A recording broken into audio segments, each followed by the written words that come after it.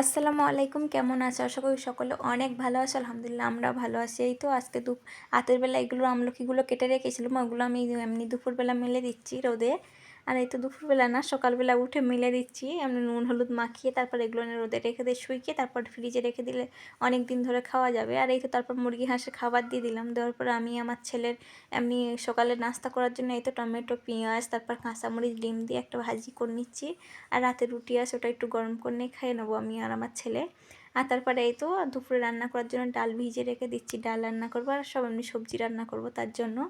আর এই তো তারপর সামনে এমনি সবজি ব্যাপারী এসছে, সবজি নেব তার জন্য। সবজি না, একটু ধনে পাতা নিলাম আর শসা নিলাম আর এই পালং শাক এমনি কম দামও, 10 টাকা করে আঁটি। সব পালং শাক আর ধনে পাতা সব 10 টাকা করে, আর শসা 80 টাকা কেজি, এটাই নেওয়া হলো। আর তারপরে এই তো হাঁস মুরগি এমনি রাতে রুটি বেশি ছিল, ওগুলো হাঁসকে দিয়ে দিলাম, হাঁস খেয়ে নেবে।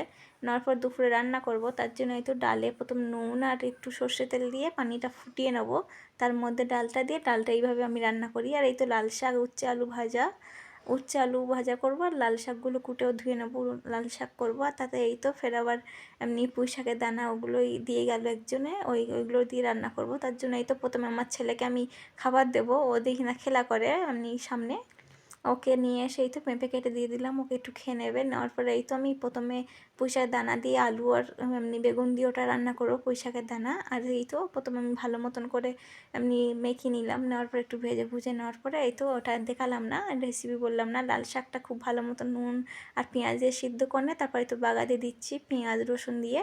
আর এই দিয়ে ফের এটাইও হয়ে এমনি দানাটাও হয়ে এসছে, পুঁই শাকের দানা রান্না হয়ে এসছে। আর এই তো ডাল আর উচ্ছে আলু ভাজা আর শাক।